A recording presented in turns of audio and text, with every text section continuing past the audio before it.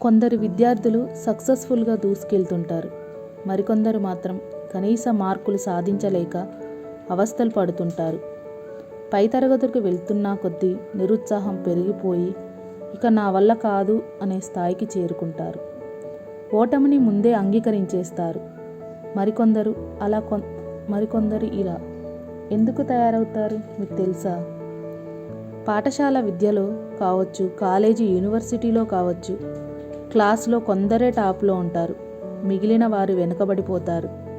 ఇలా వెనుకున్న వారందరూ మదన పడుతుంటారు. మేమెందుకు ఇలా తయారయ్యాం, మేమెందుకు టాప్లోకి రాలేకపోతున్నాం అని బాధపడుతుంటారు. కానీ కారణాలు వాళ్ళు కనుక్కోలేకపోతారు. మరి అవేంటో మీకు తెలుసా? లేదంటే మాత్రం ఈ వీడియో చూడండి, వాటిని సరిచేసుకోండి. సక్సెస్ మీ వెంట నడిచి వస్తుంది. ప్రతి పనిని వాయిదా వేయడం. కొంతమంది పిల్లలు స్కూల్ నుంచి ఇంటికి వచ్చిన తర్వాత హోంవర్క్ కంప్లీట్ చేయరు. తర్వాత చేస్తానని అంటారు. రాత్రి అయ్యాక ఉదయాన్నే లేచి చేస్తానంటారు. కానీ పొద్దున హడావిడిగా నిద్రలేచి స్కూల్కు పరిగెడతారు. హోంవర్క్ చేయలేదనే భయంతో టెన్షన్ పడుతుంటారు. ఈ అలవాటు ముదిరితే ప్రతి పనిలో ఇదే పద్ధతి ఫాలో అవుతారు.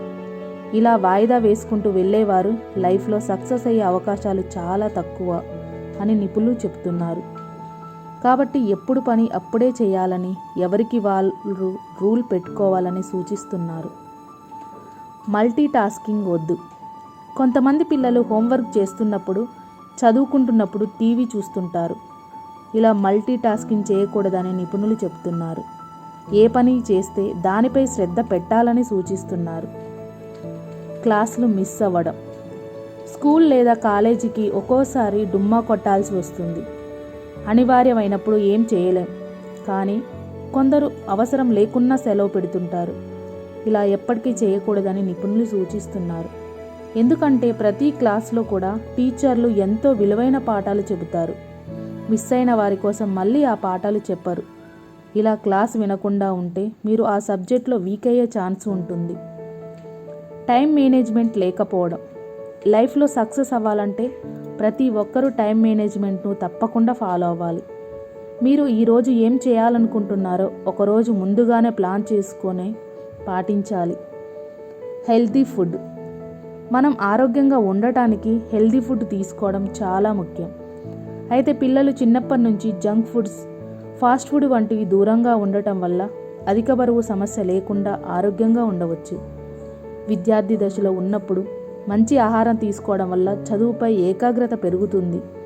తాజా పండ్లు, కూరగాయలను ఎక్కువగా తినాలని సూచిస్తున్నారు. రోజు 7 నుండి 8 గంటలు నిద్రపోవాలి.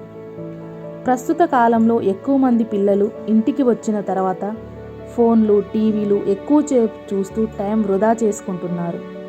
అయితే స్మార్ట్ ఫోన్కు అతుక్కపోవడం, ఈ అలవాటు తగ్గించుకోవాలి. పరీక్షలో తక్కువ మార్కులు వచ్చాయని, మంచి ర్యాంకు రాలేదని ఎప్పుడు కూడా పిల్లలు బాధపడకూడదు. మీరు చేసిన తప్పులను మళ్ళీ చేయకుండా ఉంటే తర్వాత ఖచ్చితంగా విజయం సాధిస్తారు. అలాగే పిల్లలు ఎప్పుడు కూడా మైండ్లో నుంచి నెగిటివ్ ఆలోచనలు తీసేసి పాజిటివ్ మైండ్ సెట్తో ముందుకు వెళ్ళాలి.